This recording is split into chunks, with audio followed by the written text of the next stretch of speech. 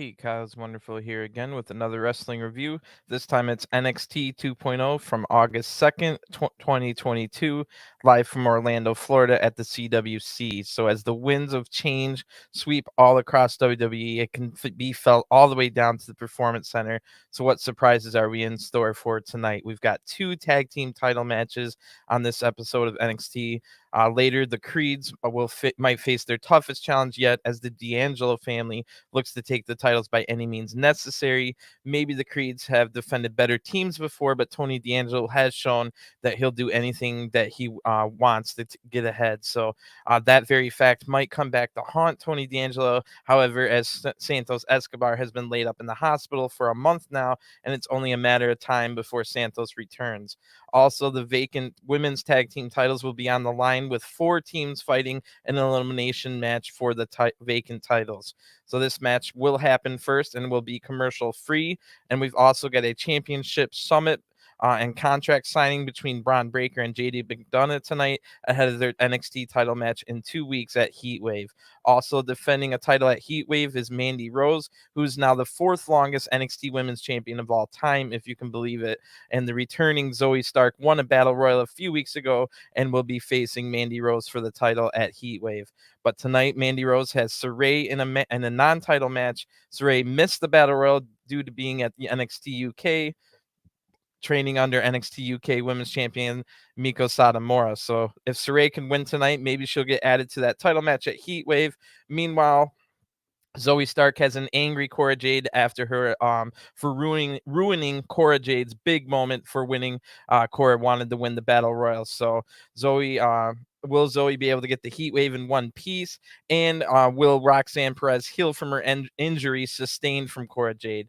Also, we've seen Cameron Grimes has fallen on hard times, and Joe Gacy has been trying to offer a spot in the Schism, which is Joe Gacy's group, and bringing up Grimes' father in the process.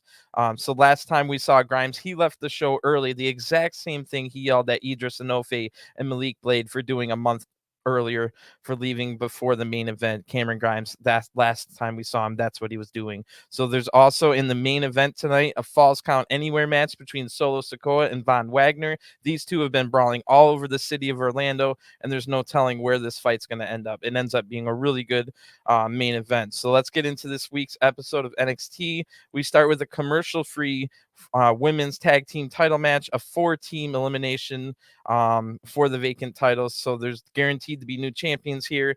Will Toxic Attraction solidify themselves as the greatest women's tag team of NXT history with their third title win tonight, or will a longtime team that never held the titles get a chance? And Katana Chance and Kayden Carter, who have been around for 2 or 3 years now without ever getting the title, and Yulisa Leon and Valentina Feroz have now been together for about a year, haven't had the title as well. Or could a new challenger step up under the guidance of the Diamond Mine? The fourth team in this match is Ivy Nile and Tatum Paxley, her student that she's been training. So that's where we start. Kayden and Katana come out first, and all that arguing and pettiness from them in the last couple weeks haven't had an effect with the crowd. It has an effect with me. I've been thinking that they were kind of arguing and petty, like they were. I don't know. I didn't like the way that Katana and Kayden have been acting lately, but the crowd still loves them, and they're cheering them big as they come out first. So actually, all 3 teams that come out, except for Toxic Attraction, get really loud cheers. So the crowd definitely does not want to see Toxic Attraction, Gigi, Dolin, and Jacy Jayne win the titles yet again.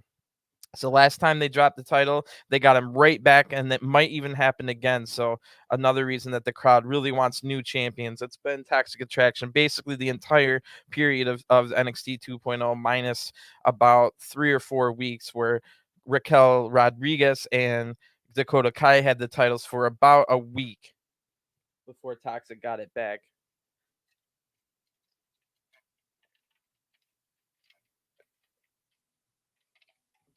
All right, so right off the bat, kind of the notes I took are a little bit negative about this match and kind of the first half hour of NXT tonight. And here's the deal. The first half hour of NXT tonight was commercial free, and because of it being you would think that's a great thing, but because it was commercial free, they rushed everything in that half hour. They crammed a lot in that commercial free half hour, and everything that was within that half hour had to be super rushed. Once that half hour finished and we started getting commercials, everything was able to slow down and we were able to process things. But in the meantime, it felt like this big NXT women's, we're bringing back the women's tag division. We're having a big four-way match here to crown new champions. It seems super rushed in my opinion, and it made me kind of sour on the first half hour of the show. It kind of took me all the way towards the last half hour to finally get into it. Now that I've gotten into it and we had a really good main event, I'm able to kind of appreciate what we were able to see for what they were, but it was very, very rushed in the first half hour where there was no commercials. So there was definitely a correlation with no commercials and them wanting to rush every single thing. We rushed through this match. We rushed through the celebration at the end. Then there was a promo right after that. They talked a mile a minute. I could barely tell what was going on. They were talking so super fast.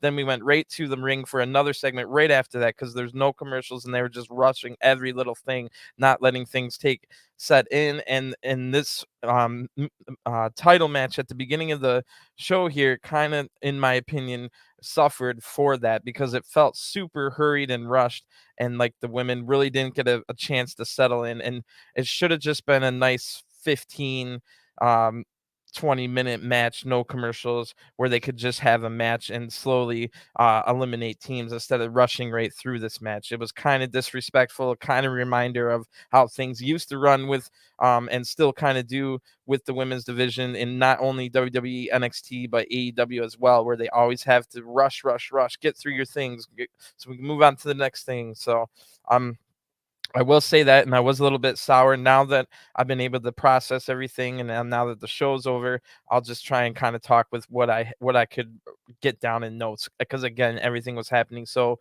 super fast. So a lot of people were a little bit upset that Roxanne Perez didn't get a chance to compete in this title match here.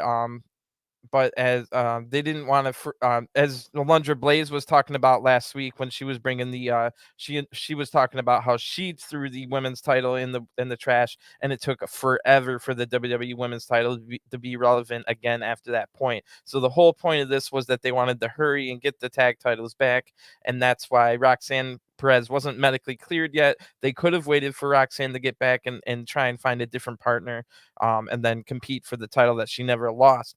But maybe she'll get a title shot in the future with a different partner down the line to make up for it. So anyway, that's kind of my explanation for why this would be. So the bell rings now, and the women now go over the. I'm not quite even sure if this is no DQ or not, but probably not, since it's elimination. You can still have disqualifications, because in a triple threat match or something like that where there's multiple people, there's no DQ automatically, because if I get DQ'd, who wins? But in an elimination match, you can just, if you're DQ'd, then you get eliminated. So this is there are disqualifications in this match, which is preventing people from tagging in, and we only have we only have two people in the ring at a time.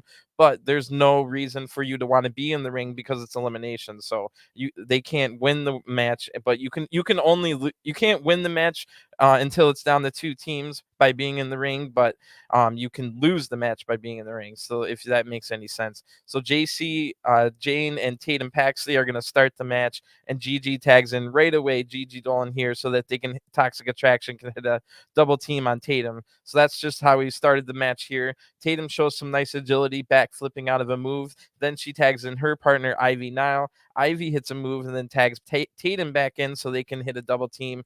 And now, yeah, it's confirmed that it was an elimination match. I'd kind of forgotten at this point, and I was thinking, are there DQs? But no, there are disqualifications.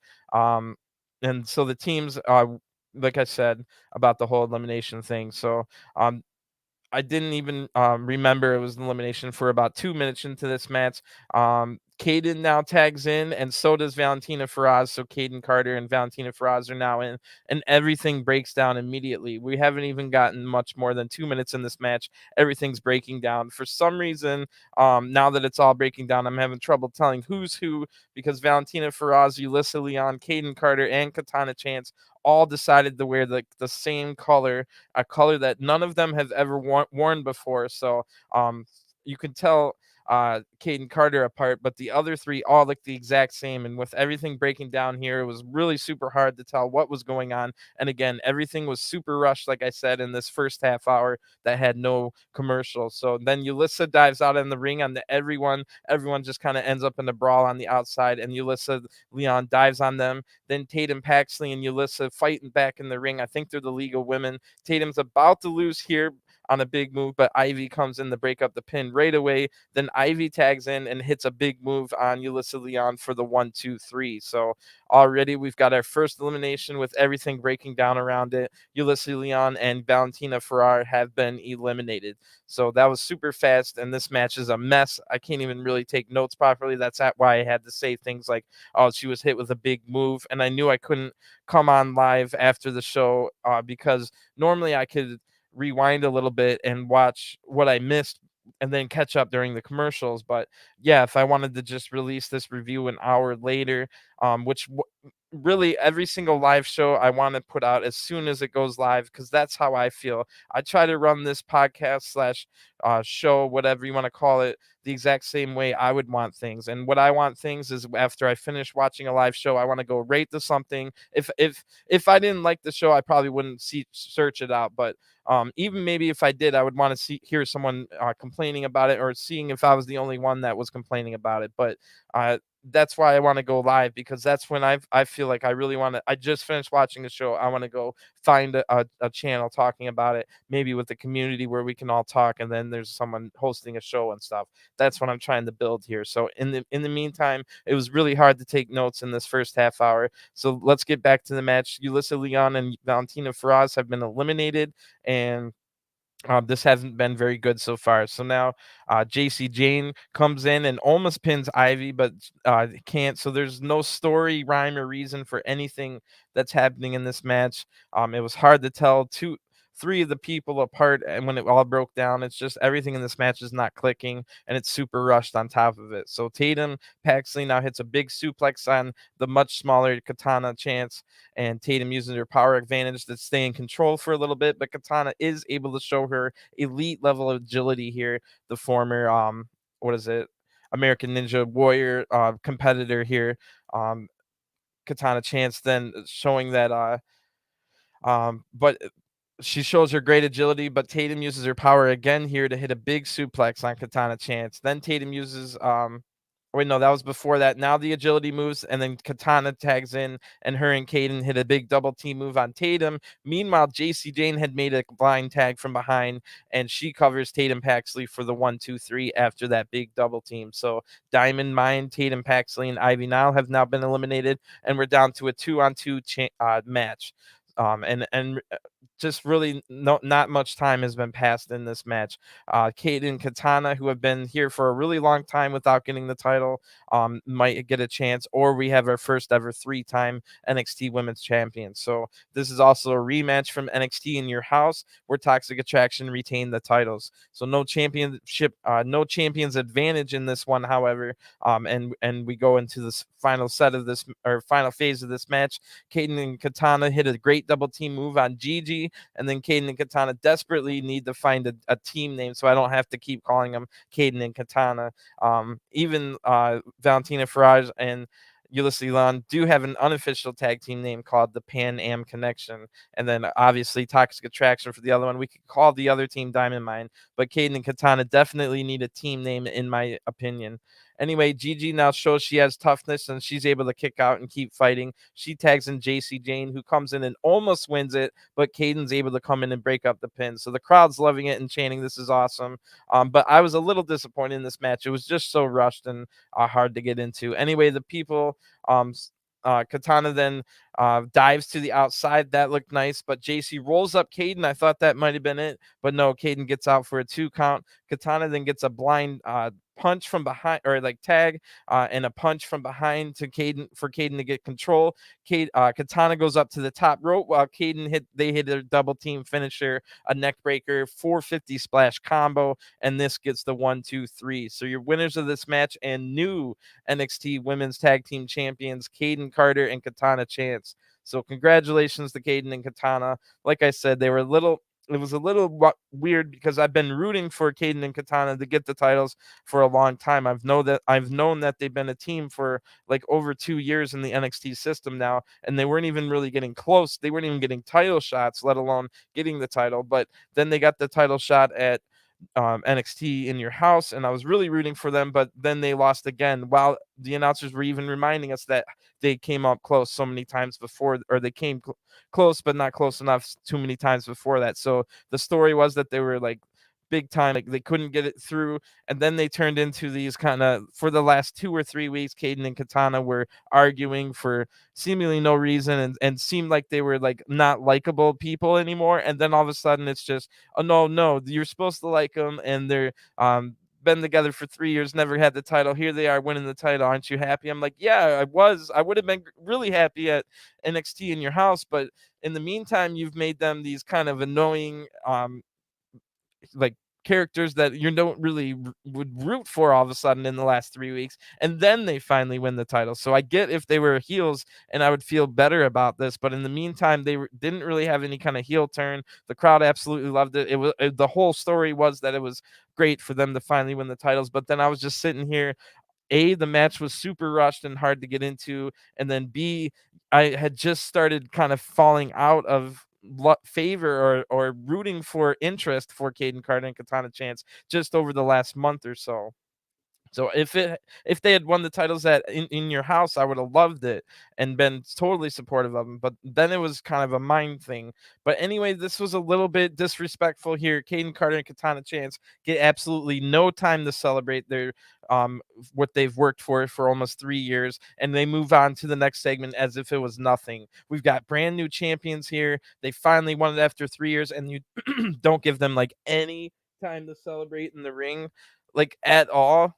That's ridiculous. Those are the moments we watch wrestling for, are like the big, oh, they finally won the title, let them celebrate with the crowd and they get to hear their music play for a little bit. Like they can't find time in this half-hour block of no commercials for Kayden and Katana to celebrate with the titles for at least 30 seconds. They probably celebrated for 10 seconds at the most, and we just moved on as if it was no big deal. That's ridiculous. That's disrespectful. This whole match was kind of disrespectful, in my opinion, because it was so rushed. You have a half hour of commercial free, and you can't find time to give them non-rushed match.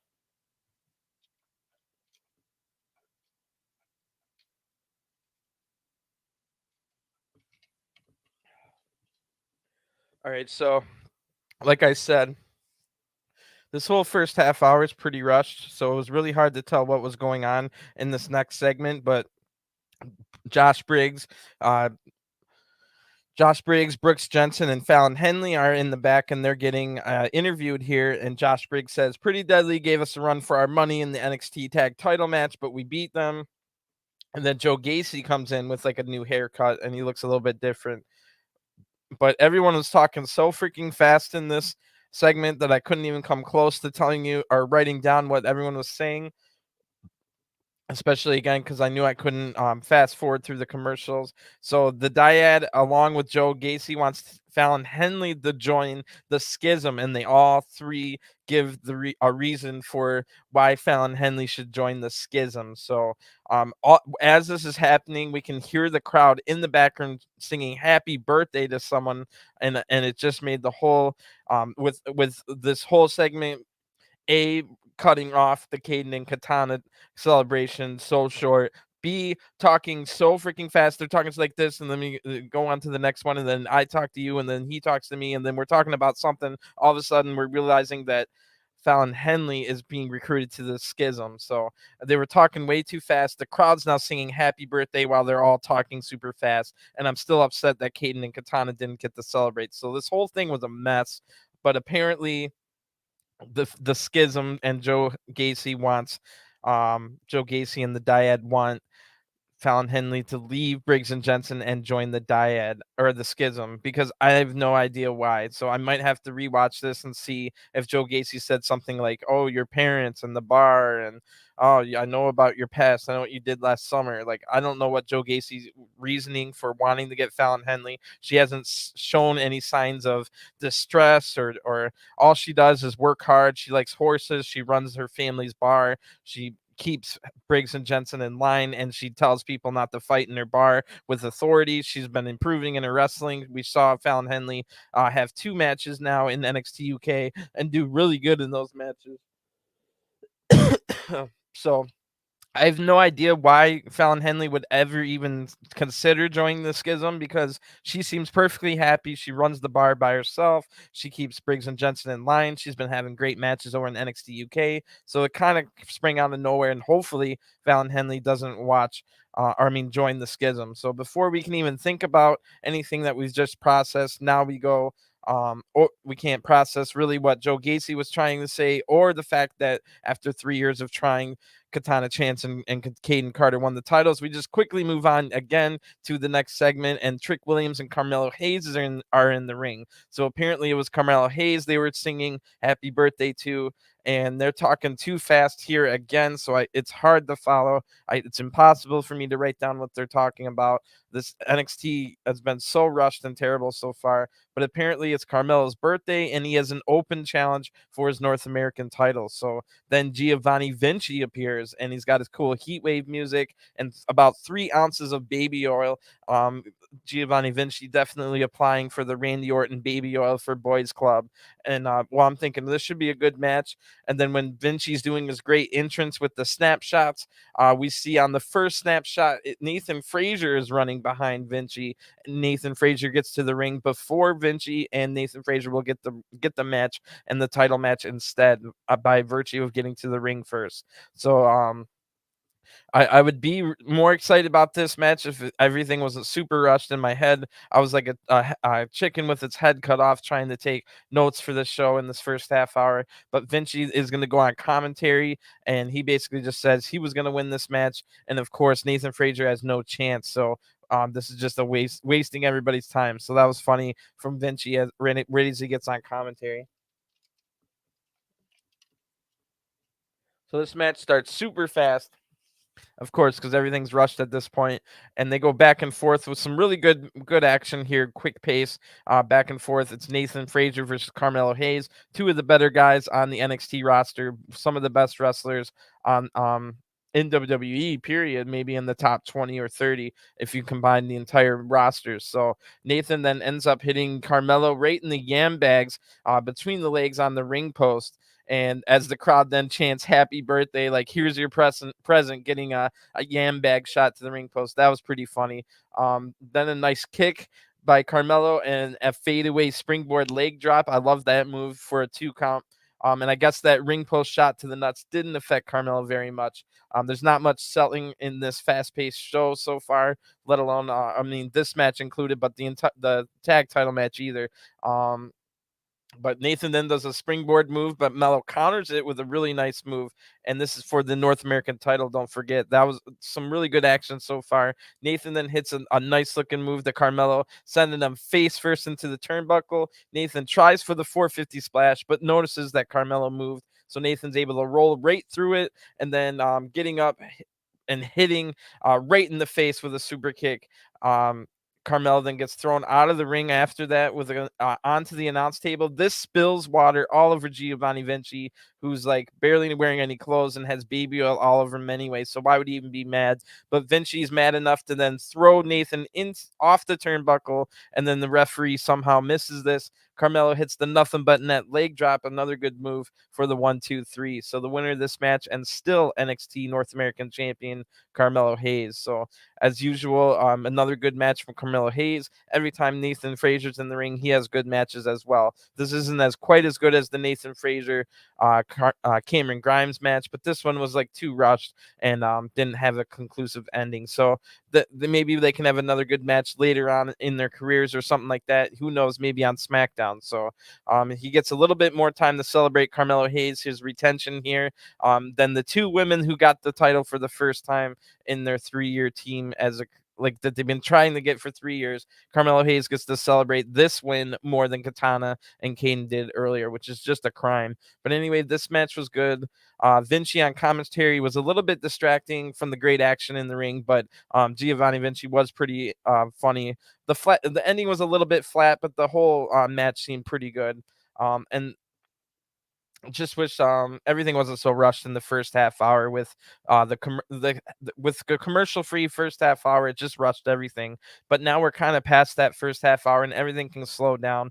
And JD McDonough and Bron Breakker are now walking to the ring. It'll be the championship summit. And then I thought it wasn't going to be a contract signing, but it is a contract signing. So we finished the first 30 minutes of commercial free stuff. So now we can stop rushing so much. When we come back from break, we get a really good video that highlights all of Sikoa's best highlights in NXT career, and then it shows why he's fighting Von Wagner. So it explains their rivalry a little bit, but it was also really good, well shot, and it pumped me up for the main event. So in the ring now is Bron Breakker, JD McDonough, the former Jordan Devlin, and Wade Barrett. So it's going to be a contract signing, and JD McDonough says, "I've never been in the ring with a guy like Bron. Sitting here next to you now, I see the passion and fire, and to me, that's a stimulant. I see a fire and everything in me tells me to stomp it out. I see why everyone looks at you in awe. I look at you and I see a roadmap of how I can hurt you. I will break your bones and win the NXT championship." So that was a little awkward. But then Bron Breakker says, "Well, JD is special. I've never been in the ring with someone like you. No disrespect to Gunter, Ziggler, or Ciampa, but you might be the smartest I've been in the ring with. But everything was a plan or you can plan everything out until I break you. And then this title's on the line. I'm an animal. So I'm glad you like pain because you're in for a lot of it." JD says, "I like you, Bron, but because I always believe what you said, you will endure pain. You endure pain, but I welcome it." So Wade has them sign a contract. JD wants the champion to sign first. So now I'm expecting something nasty to happen with a pen or something. And yes, it'll be JD drawing his own blood and signing the contract in blood.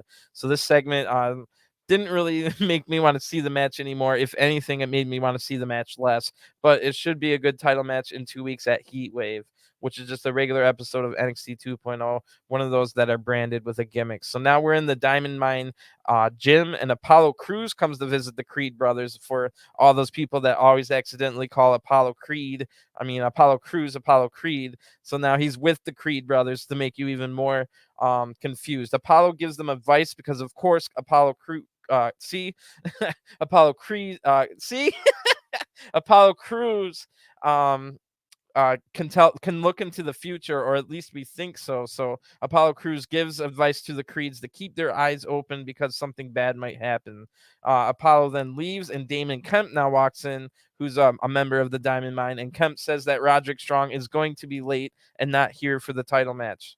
So I think yeah, that's pretty interesting. I'll talk about. I'll wait for the tag title match later to talk about how maybe this what came out of that little interaction. So now we go to we see Gigi, Dolin, and Jacy Jayne just absolutely freaking out in the back. They're kicking and screaming and like causing a ruckus. And Mandy Rose is there as well, saying that they got screwed, and she's trying to like calm, or she's not really even calling them down. She's just agreeing with everything Jacy and Gigi says. And then the Toxic Attraction music hits, and it's time for Mandy's match against Sarray. So Mandy Rose has to leave the two freaking out over there.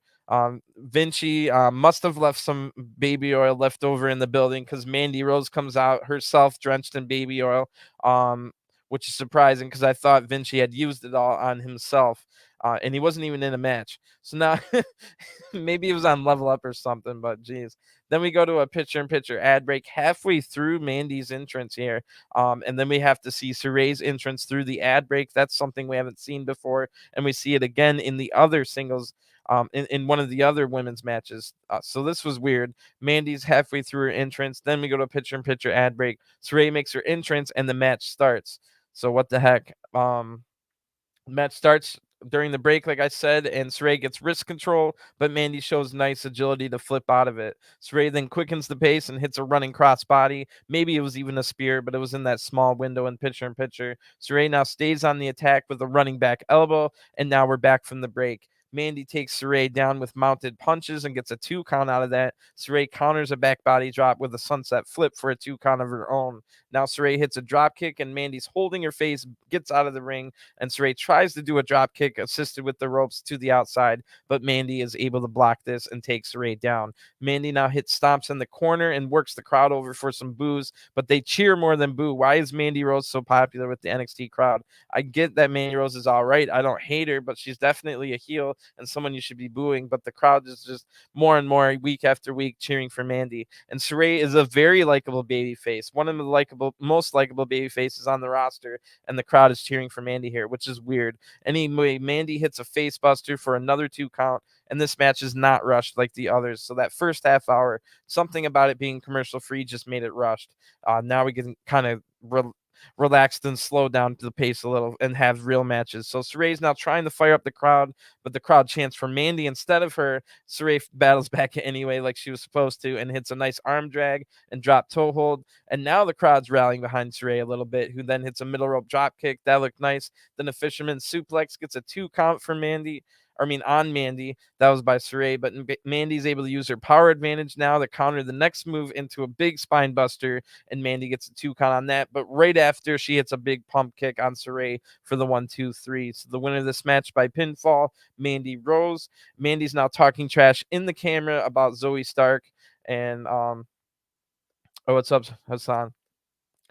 Mandy's talking trash about Zoe Stark, her opponent in 2 weeks at Heatwave, and then goes to get a chair to attack Sarray. So I had to question for sure, why did Sarray lose so easily here? She's one of the best wrestlers on the roster. I get that Mandy is now the 4th longest title holder in NXT history, but just to beat Sarray like she was nothing here. And then after the match, Mandy Rose now hits Sarray multiple times in the knee with a chair. Maybe this is the right Sarray off of NXT 2.0, even though she just returned, because I know she's got more coming up in NXT UK. She's got a big match against Miko Satomura, I think this week for the title. So then Zoe Stark eventually runs down to save Sarray, but the damage has already been done with multiple shots with the chair to the knee. Mandy runs away, of course, and Zoe Stark stands tall in the ring. In 2 weeks at Heatwave, she will fight for the title.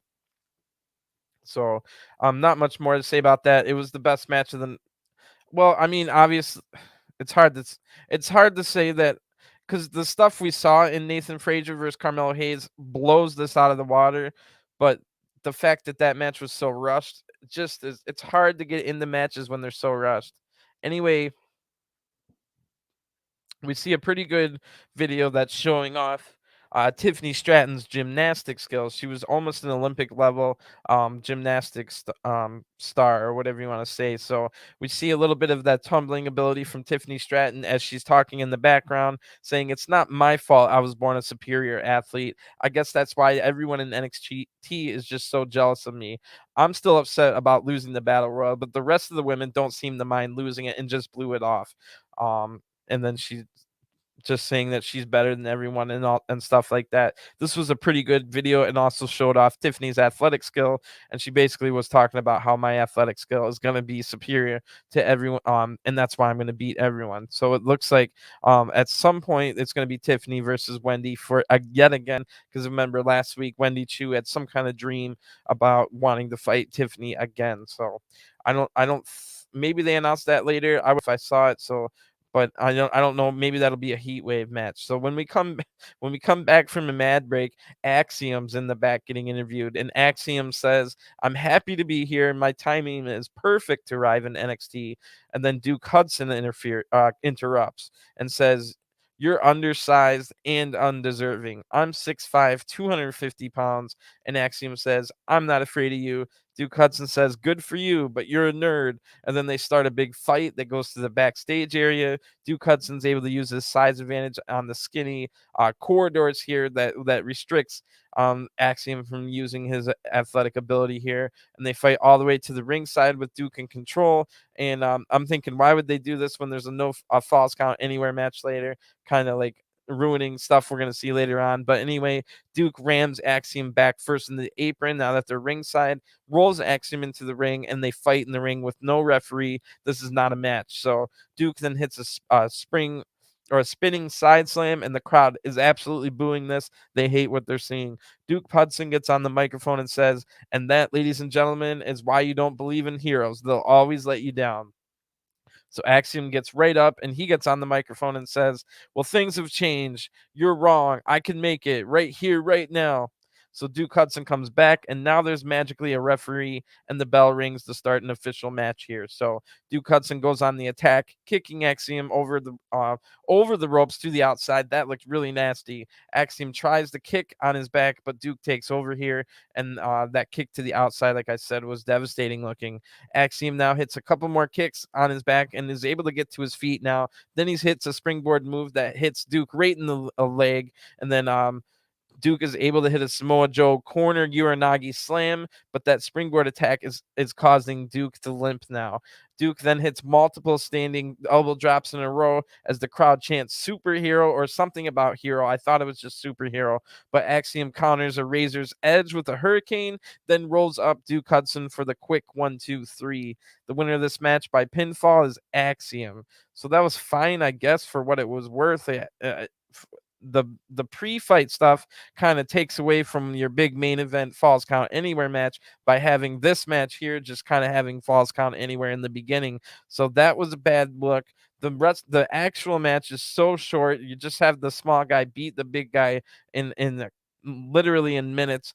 And Duke Hudson now he's in this weird ridiculous where he wins on level up on every week that he's not on NXT, but when he's on NXT he loses every match. So I don't know what they're doing with Duke Hudson. Duke Hudson's been near or thereabouts in the system since 2019. He was doing house shows in 2019 before under his real name, until being more heavily involved around the last breakout tournament where we also had like Carmelo Hayes introduced as well. So I don't know what they're doing with Duke Hudson. He's got a good look. He's got a good size to him. Sure, he could get a little bit better in the ring, but couldn't everybody?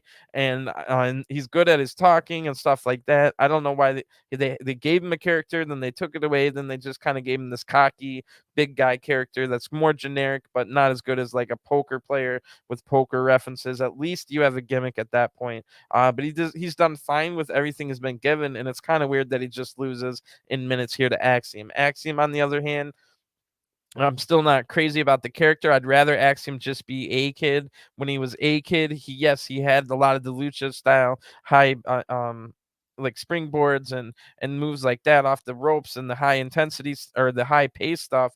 But what made A Kid great is that he also had technical skills and submission and grappling to go with that. So it's kind of seems like Axiom only gets to do the lucha style stuff, and now we don't get to see the great technical skills that we got to see under the A Kid character. So that whole thing kind of makes the Axiom character not likable because he's worth more than that. There's plenty of guys out there that can do the flipping and springboard moves, but do they have the technical skills to go with it? So hopefully Axiom can, even if he stays under this gimmick, he can go back to his older style. Of course, in the 2-minute match here, we don't even get a chance to see if he was going to do any technical stuff. It was just a quick win where he got beat up the whole time, hit a Hurricane Rana and a roll up for the 1-2-3. So we're just gonna have to wait and see. But yeah, Duke Hudson, I don't know if he's gonna get released soon or what. So now we're in the back, and Wes Lee is there, and Wes Lee says, "Trick Williams has gotten the better of me, but what bothers me the most about Trick is that he thinks he's Muhammad Ali. Ali was a legend, but Trick's just a legend in his own mind. Ali entertained millions of people while Trick just annoys millions. And we can fight next week with rounds if you want. Bring your boxing style, and I'll bring my pro wrestling. And then the segment ends. So there we go. Holy crap. He said wrestling. He said it. He said it. So what a time to be alive. We said the word wrestling on a wrestling show. Weird to be celebrating that, but it's nice to finally hear again.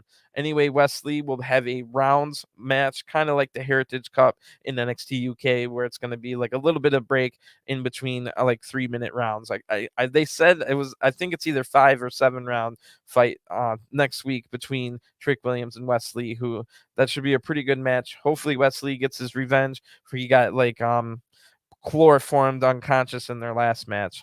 So then the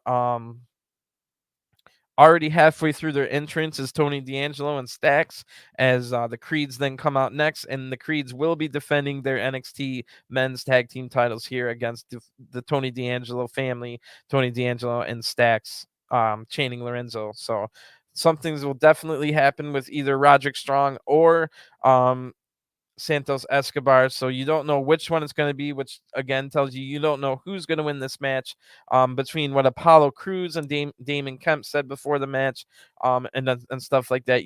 Some kind of shenanigan is going to happen. So this probably would have been a tag title match for Stax and Two Dimes, but now Stax has joined AEW and the Factory with QT Marshall after getting released. So we see Tony D'Angelo getting another title shot here. He had a chance for the North American title not too long ago, and now Tony D'Angelo gets a chance at the tag team titles with Stax. This should be a good match, but we know it's going to have either Roderick Strong or Santos Escobar probably cost the other whoever comes out is going to cost the match. So no clue how it's going to work out, however, so it's still interesting. The Creeds are going to start the match really well here when they have quick tags and they isolate Stax right away. So Brutus then hits a nice arm drag and a lariat, the cut down, and he's comeback attempts here. Julius tags in. He hits a big atomic drop. However, that atomic drop sends Stax right into his own corner, allowing Tony D to tag in. So they had done a good job of isolating Stax at the beginning of the match, but now Tony D'Angelo is coming in, and Tony hits a nasty release flipping suplex. Julius lands awkwardly on his legs after getting flipped in midair. That did not look good. Hopefully Julius didn't blow his knee, but fortunately Julius is able to get back up, so he looks all right. And then we go to a picture-in-picture ad break, as now Julius is isolated with quick tags, and the Creeds made the first mistake by allowing first big mistake of this match by allowing Stax to tag out after they had isolated him. Now Julius is paying for it, but Brutus is over there at 100% health if he's able to ever tag in. Julius now fights both men while he's stuck in the corner of the family, but Stax clips the knee to take Julius back down. Then we come back from ad break with Stax applying a one-leg Boston Crab. Julius kicks his way out and is able to now tag in Brutus Creed. So the Stax tries to run away, but Brutus gets him and crushes him. Brutus here with a big avalanche tackle. Then Stax tries to run away again. When Brutus grabs him, Stax takes control, hitting Brutus hard into the ring post here.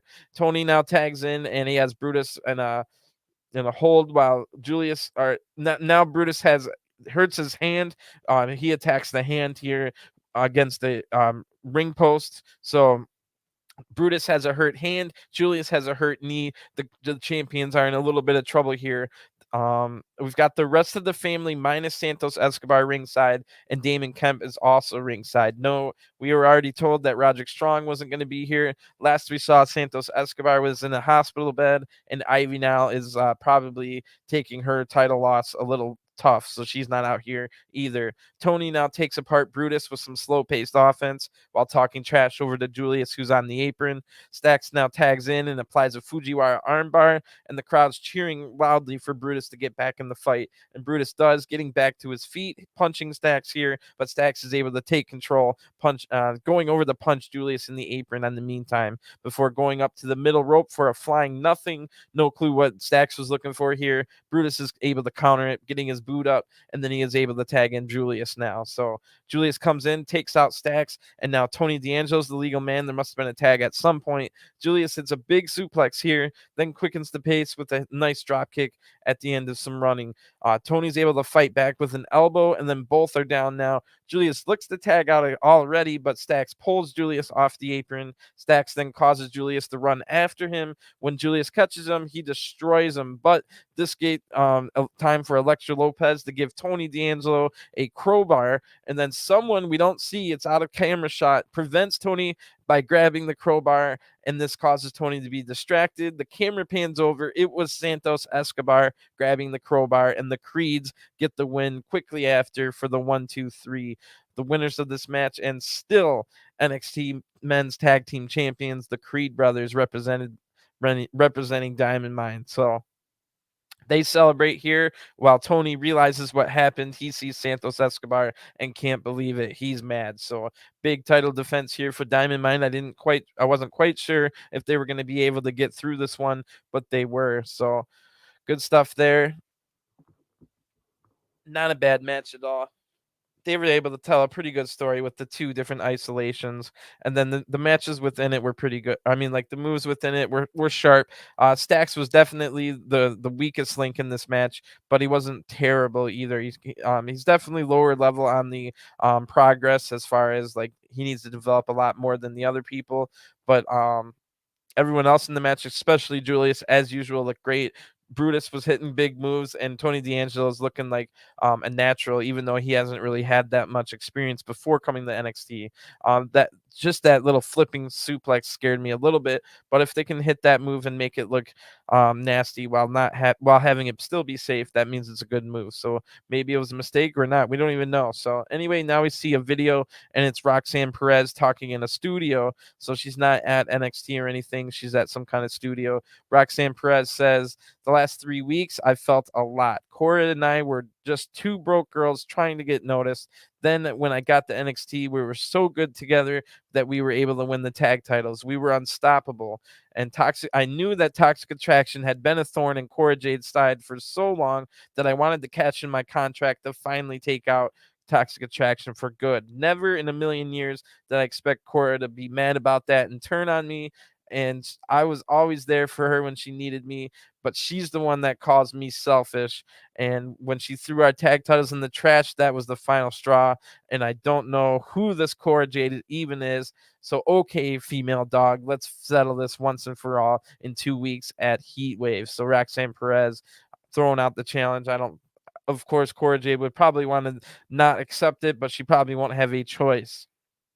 So we go straight from that to going back to NXT, and Cora Jade's now there with the interviewer, and Cora Jade says, "Absolutely not. If she was only as good in the ring as she is crying, she just wants to elevate her career at my expense." So then Mandy Rose walks up, and Mandy Rose says, "Zoe Starks is a problem. Why don't you take her out?" Cora Jade says, "That's your problem, not mine." And Mandy says, "Well, if Zoe can't make it to Heatwave, the person who finished second in the Battle Royal will take her spot. And that happens to be you. Plus, then you don't have to worry about Roxanne Perez." So Cora Jade says, "I'll think about it." And then she says, "Little girl," just like Mandy always said to Cora Jade. So now Mandy's looking for Cora Jade to do things for her, and Cora Jade doesn't really want to, but is maybe, we don't even know if Mandy's telling the truth, if that's who would get the Battle Royal, or the second place winner of the Battle Royal would get the spot. So we don't even know if that's true, but Cora Jade is probably intrigued enough to try to do it. Plus the fact that she wouldn't have to fight Roxanne Perez. Although you would just have to think, well, then later on, I would still have to fight Roxanne Perez. But if she can get a title shot, then she just wants to get the title, and that would be enough to explain it.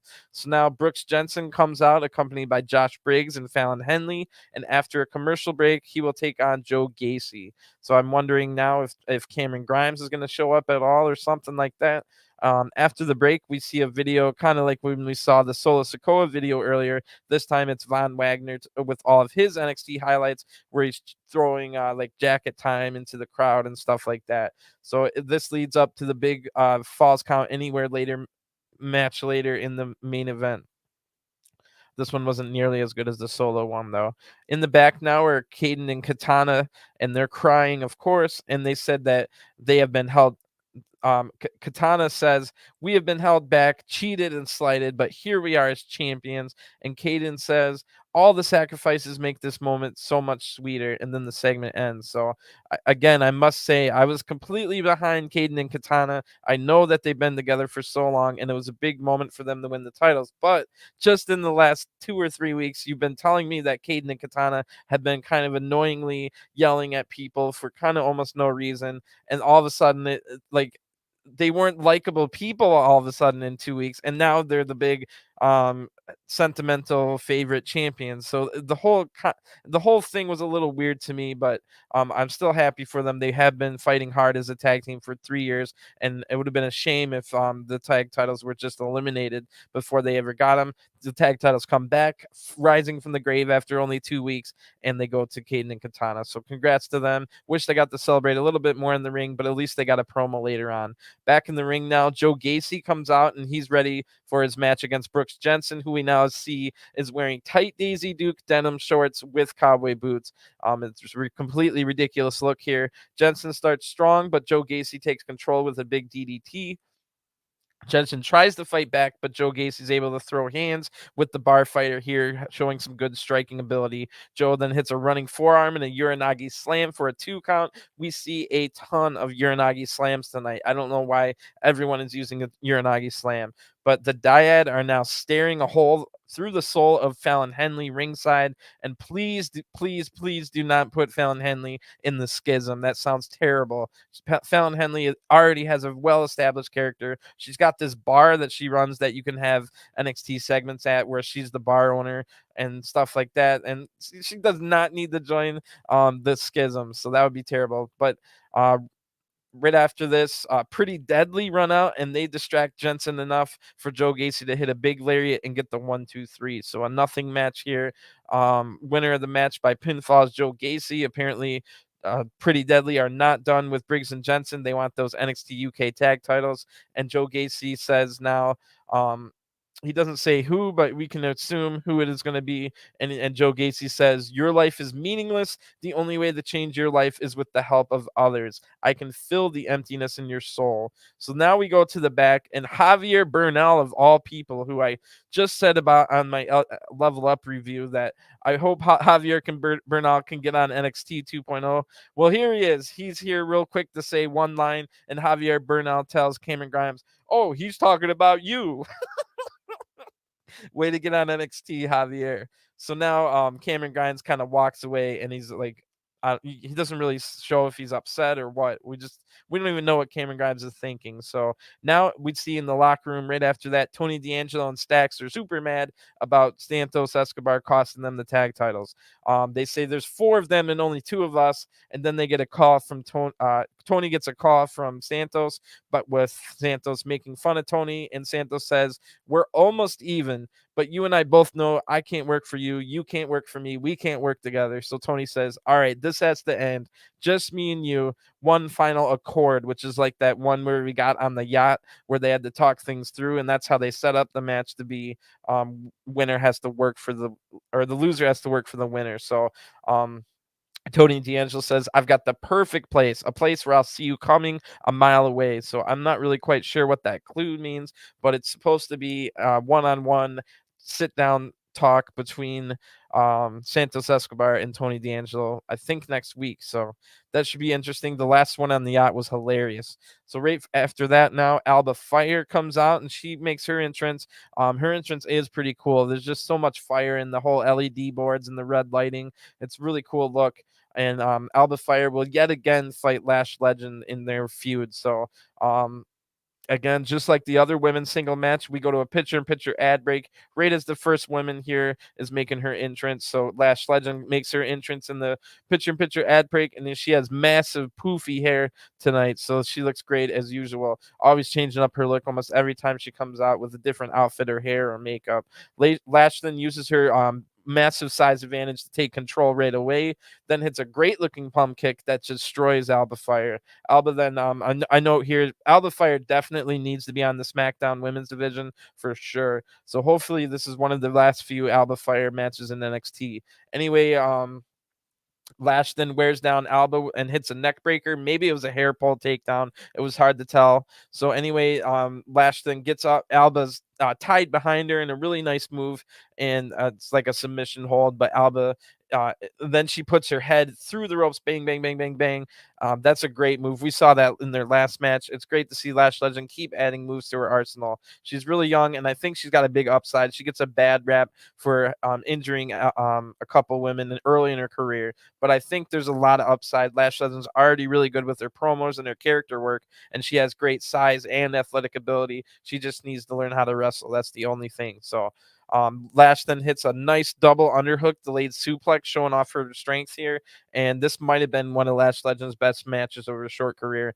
Alba finally turns it around now, and she hits a rope-assisted spinning DDT, and that looked nice. But Lash catches Alba off the ropes, and it's about to hit a superplex. Lash is, but Alba blocks it, and then jumps off the ropes, hits a move. But Lash now goes over, gets the bat of Alba Fire, but Alba is able to dodge the bat attack and knocks Lash down with a big super kick, goes up to the top rope, and hits a swanton bomb for the 1-2-3. So the winner of the match by pinfall is Alba Fire. Pretty good match here, like I said, one of the best from Lash Legend's short career. Hopefully she can continue to keep getting better. WWE gives her time, and most importantly, Lash doesn't injure anybody else, because it's not ever excusable, but you can excuse it like maybe like one time, like you're earlier in your career. Like I know that some people still give Madcap Moss crap because he injured Kenta really badly, and that kind of derailed Kenta's entire WWE career. But sometimes it just happens, especially with the big, strong rookies. So hopefully it just doesn't become a Nia Jax issue where it becomes a problem over and over and over. But yeah, like I said, Alba Fire. Hopefully, this was the last match she ever has in NXT. We have seen people show up on NXT on Tuesday and then go to SmackDown on Friday. We saw that was the formerly known as Sophia Cromwell, who used to be with Von Wagner on NXT, just show up on Tuesday, and then 3 days later on Friday show up at SmackDown as a whole new character. So hopefully that'll be Alba Fire. I would love to see her on SmackDown this week. She's definitely other than training people like Lash Legend here in NXT, which they need people like that too. But I think Alba Fire's been there long enough, and she was in the system for NXT UK for a long, long time before this. So now walking out of the building, we see Trick Williams and Carmelo Hayes. And they're talking about how Trick is going to beat Wes Lee next week. And then some women that I don't recognize whatsoever. They're all dressed fancy, good-looking women here. They don't seem to be performance center recruits, because I know most of the performance center recruits, unless they're really, really new. But it looked like it was just hired actors or whatever here. And of course, Trick and Mello agree to help the four women with their car troubles. So then we go to an ad break. So I'm wondering, this was really interesting way to go to the ad break. I'm wondering if it's a trap here set for Carmelo and Wes, Carmelo and Trick, maybe by Wes Lee or something like that? Or is it just another reminder that Trick Williams and Carmelo Hayes are just living the good life? They have such good luck, and whatever you want to call it, that sexy women just fall right into their laps. So we'll just have to see if that leads anywhere later. Now, after the ad break, Nikita Lyons is there, just talking real quick. And if you remember last week, Kiana James had a whole PowerPoint presentation saying that Nikita Lyons is the worst part of the women's division in NXT. So Nikita Lyons' response now is, Kiana James, I saw your PowerPoint presentation, but I'm proud of who I am and where I come from. You think I fit into a box and should act a certain way, but I'm not changing for anyone, especially not you. So meet me in the ring next week. So that sounds like it'll be a match next week. Nikita Lyons versus Kiana James. That should be a decent match. Also next week, it's announced that it will be Cora Jade versus Zoe Stark, and Cora Jade might be looking to eliminate Zoe from her match that's the following week, and Cora Jade wants to replace her. I could definitely see Roxanne Perez turning up, showing up on NXT next week to prevent Zoe from getting destroyed. If Sarray's not completely knocked out with her knee injury, maybe Sarray could help Zoe, because Zoe helped Sarray this week. Also next week, we're going to get that Trick Williams versus Wes Lee match with rounds. It'll be just like the Heritage Cup in the NXT UK, and that's going to be a fun match. So as far as so far we haven't gone back to Trick and Mello, so it doesn't look like it was a trap or anything. But the main event match is next, and it is Falls Count Anywhere. So maybe the fight will spill out in the parking lot, and we'll see something how the development went with trick Mello and the ladies. So Von Wagner comes out first, big boos from the crowd, and then Solo Sikoa comes out, the massive cheers, of course. I think Solo definitely got cheered more than anyone in NXT lately. We the ones for sure. So Mr. Stone is here too, and the bell rings, and I think it's no disqualification. I'm not quite sure, just like the first match, but we know that it's falls count anywhere, but I guess we'll just have to wait and see if it's no disqualification or not. Solo starts strong here. Solo Sikoa hits a running senton outside of the ring already. That already drives the air out of Von Wagner, and he's already going to have a trouble. He knew going into this match that Solo had the better stamina. Von Wagner getting his stamina attacked already. Back in the ring now, Solo hits a corner splash and a scoop slam, and this entire match has been Solo Sikoa's so far. Solo hits the Umaga running hip attack in the corner, and Von Wagner's in trouble now. So Solo goes to the outside looking for something, but Von Wagner's able to surprise him by getting up and throwing. Solo didn't see it coming. Von Wagner throws Solo into the steel steps, then throws the steps into the ring as well, does Von Wagner. So Von Wagner also grabs 3 chairs to bring into the ring, and that answers that question. It is now no disqualification. Or, I mean, it always was, but now we know. So Von Wagner hits Solo with multiple chair attacks here right into the back. So now Solo's already in trouble. Von hits a massive backdrop suplex right into a flat chair. That looked nasty and painful. Von hits 4 more chair shots on the back of Solo Sikoa, who definitely made a mistake earlier by just wrestling a regular match. He was definitely in control, but Von Wagner quickly has already caused way more damage by going to the weapons. Right after that, Von Wagner slams Solo into an open chair, and again, that looked nasty. That bent the steel of the open chair across with Solo's back, did the bending of the steel. So Solo's at critical mass levels now. He rolls out of the ring, but Von follows him right out and hits a big lariat. Now Von Wagner clears the announce table, but Solo, in desperation mode, is able to counter Von Wagner and slam Von Wagner hard into the table, but it did not break. Solo stays on the attack now with a few punches, and they walk and brawl into the back. And yeah, now we get to the outside, and we see Carmelo Hayes there with the women. They must have got the car just about started. They're chilling with the women, and Carmelo gets shoved into the convertible over the door by Solo Sikoa. So that was pretty funny. And right after that, Von Wagner throws Solo Sikoa into a wall, into the dumpster, and we see a lightning strike flash in the sky behind them. So that could have been dangerous. That lightning struck right as Solo Sikoa is in the metal dumpster. And good thing it was further away. Solo then gets out and then fights back, and Mr. Stone and a few referees outside with them, as we can see that's who's with them. Solo then gets Von Wagner down and hits nasty looking knees to the face into a wall behind him. Cameron Grimes was watching this fight out the back door, but then gets crushed as Solo and Von Wagner are fighting now back into the building. That was funny. I wonder if that'll lead to anything, or maybe even Cameron Grimes wasn't even supposed to be there and just wanted to watch the fight. That's funny either way. Von Wagner now slams Solo in through a table in the back. Solo's just barely able to kick out of this because the referee was there to count. Von now brawls and strikes Solo back towards the ring, stops halfway and puts Solo down in a chair, and then punches him a few times. Solo now, Von Wagner goes to grab a chair, but that gave time Solo Sikoa to get a fire extinguisher that he sprays in the face of Von Wagner. So now they're both in the ring, and Solo quickens the pace now with some big strikes. We see those steps are still in the ring, so they haven't been used yet. You know that they will be used at some point. And Solo gets the chair and hits some nasty loud shots to the back of Von Wagner. Those were nasty. So now Solo sets up the steps and hits a Uranagi slam onto the steps. I must yet again say that's about the 4th Uranagi slam we've seen of the night. And if one of the big climactic moments in the main event was going to be a Uranagi slam on the steel steps, everyone else should have been advised not to use Uranagi slams tonight.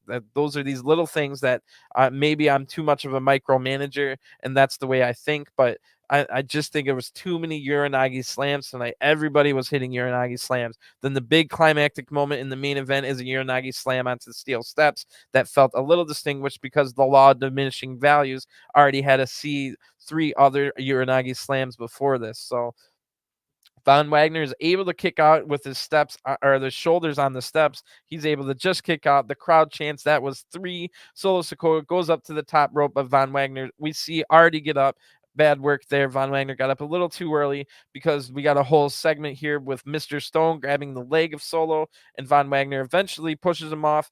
Solo eventually pushes him off. Von Wagner must have been just standing there in the side watching and waiting for Solo to knock Mr. Stone off. Now Von Wagner knocks Solo out of the ring, and they fight on the outside. Solo counters a power slam by pushing Von into the ring post. Then 2 super kicks have Von Wagner super dazed, and he's fallen onto the announce table. So Solo Sikoa goes up to the top rope, hits the Uso splash through the table to the outside for the 1-2-3. The winner of this match by pinfall, Solo Sikoa. So what a match.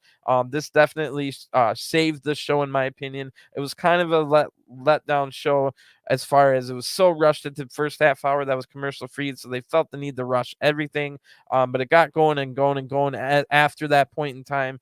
Like we got to see a little bit of cool stuff with Nathan Fraser and Carmelo Hayes, but this match was awesome. I'm pretty sure like Von Wagner could never have a good regular match, but in these kind of matches where he's wrestling that Triple H main event style of walking and brawling with weapons and plunder, Von Wagner's good at that. So anyway, Solo Sikoa is the most popular man in the NXT roster, one of the most popular guys in NXT period, and it's only a matter of time before he either A, gets the North American title, or B, goes to SmackDown to join the Bloodline. And it could even be both. So they definitely set up the next feud, which was the feud that Melo has been wanting Melo has been ducking Solo for months. So Solo finally has next. We saw that with that little segment, the little part of the match where Carmelo got shoved into the car with the women and stuff. So they definitely, that looks like we're going next on that. And of course, all the other title matches are pretty much set up. They have their challenges except for the women's tag champions, which I gotta assume Toxic Attraction are probably gonna have the first title shot whenever Kayden and Katana get to make their first defense. So again, I was a little bit down on this show, but it got better as I went, and once I was able to process things, it was a little bit easier to understand. It was still a little rushed. I still don't really understand why the Schism wants Fallon Henley to join. Maybe I can go back and study that a little bit more going into the next week. But pretty good show overall. Solo Sikoa is a star, and it could even be NXT champion right now if they wanted. So I'm going to get going. I'll talk to you guys again soon, and thanks for watching. Peace.